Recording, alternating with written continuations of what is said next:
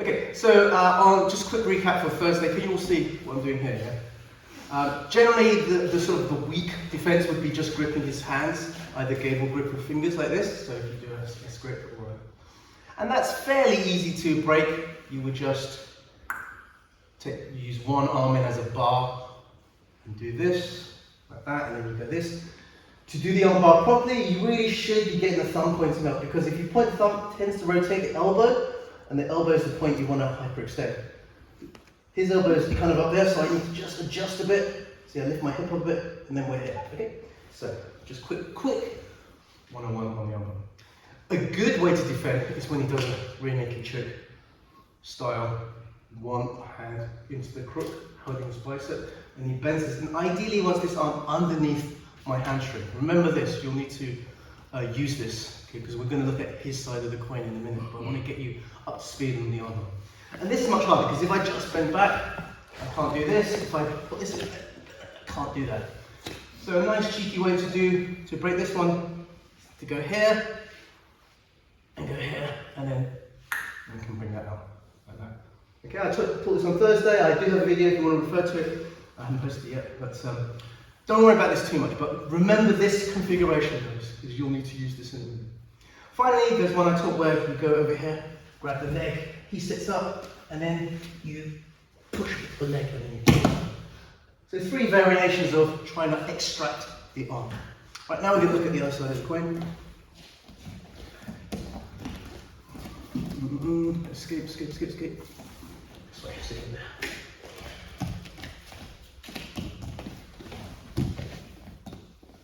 Cool. We're going to look at this version first. So look what I do with my hands. Sorry, if you're looking at the back of Chris's back, or at Chris's back, come around to this side. This is where the action is. All right.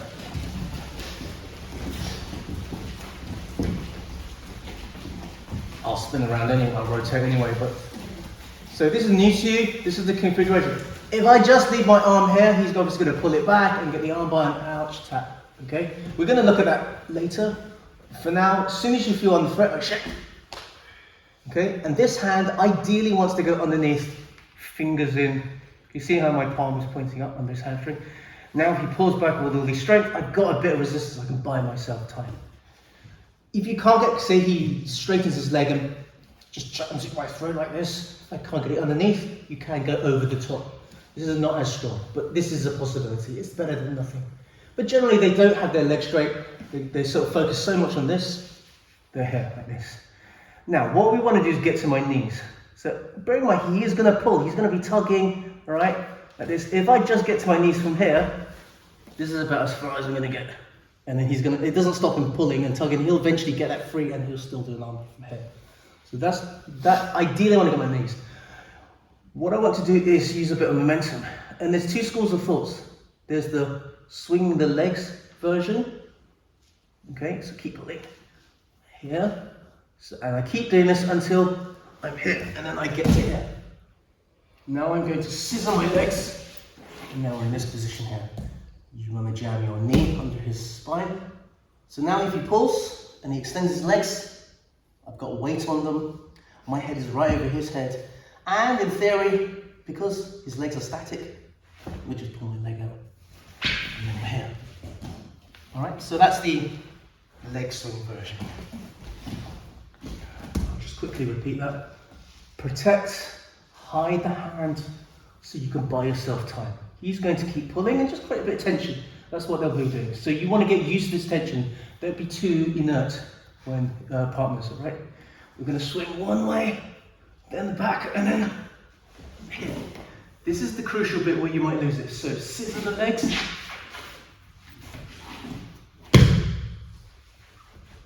Take it out. Don't take it in one big go. Just all you need is the elbow free. So yes, you need an armbar. No, you can't get an armbar because my elbow just popped out. I said there's 2 schools of thoughts. So the other one is, I don't like this one, but I want to show it to you. Here is the hopping method. And you can see I struggled with that one, so it's not for me, but some black belts teach that one. I want to show you the leg part of it. So if you armbar will be there. You came to work, you see. You get a better view of what I'm doing with my legs. Protect. Yeah. As I say, if you can't get underneath his hamstring, over the kneecap does the job, but he can just push this arm away, and then he's got the arm. So this one's nice. Right. So my bone, swing one way, then the other way here, and then we're gonna split the legs. See how I sit on my legs? Come on. And I want to show this bit, jamming here. Because he wants to create extension, and it's not going to happen. Keep the weight on. There. And then the pin side, chest to chest. Alright, sorry I talked too long because you're going to get cold, but quickly rep that as many times as you can, and swap each side. So do 2. This time, we don't have time to protect our arm with the rear naked choke grip. It's already here. Now you cannot let it get to this point and start doing the turn. It is not going to work. This is how I learned the hard way. Thinking, oh, I just do. It's called the hitchhiker escape. Oh, I just do the hitchhiker escape, and he just cranks it on. Bang! Ouch. A good armbar attacker will know where my elbow is pointing.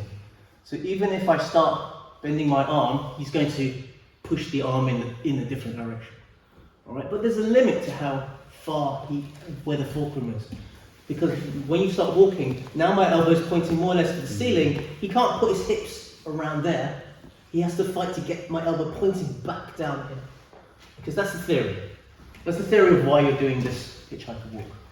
So, as he's pulling, you're already turning. Now notice what I'm doing with my hand. That's why it's called a hitchhiker escape. It helps to have your thumb pointing out like that, like you're hitchhiking. Not that I've ever hitchhiked. It's dangerous, kids. Right, anyway, you get weirdos picking up. Right, okay, so, and don't stop here and thinking, oh, my arm's okay, because he will adjust like that. You carry on walking, until you're on your knees, and then keep stretching up. Okay, so, we're going to start off doing this nicely. Your partner is just going to extend your arm around about here, and it gives you the chance to play with the directional impact. A tip for the more advanced students, a common problem is that you're very in this fetal shape and you're walking around like this, and that's not helping you. You have to be brave and expand. Okay, so rather than walking around like this, we're actually giving the arm, which is a weird thing to do. It's not instinctive. That's why it says a little bit more advanced. Most of you will be happy to just learn the move. So he's pulling the arm, thumb down, so that your elbow moves. Keep walking. Here, usually his legs will be on the other side. Now your arms are protected. There's no armbar from here. I'll walk around here. Take the arm. And then spin around so it's here, so you can see the leg movement a bit better. So he's going to gently extend the arm. I'm already starting to point. Walking back into him. Now your arm will still be trapped. It's simply a matter of extracting. I have to show you part 2 of this. Get back to here. Part 2 is the other version. This time, our thumb is not pointing hitchhikers that way. What we call the reverse hitchhiker. Here. And I'm going to tuck it into his pocket here. All right. And then we're walking the other way. And you'll notice that I'm facing away from him. And that's fine. It's very hard to get the elbow from here. Like how I'm doing that. And the two go hand in hand. So what you can actually, really good defenders who just dick around a bit. As he pulls, going that way, he adjusts his hips to accommodate that one, and I adjust it the other way. So he adjusts his there, and I adjust it that way. And then I decide on the version. I think of the two, focus on the original hitchhiker, but if you want to, advanced guys might want to play around with the reverse hitchhiker as well. Okay? Play around with that.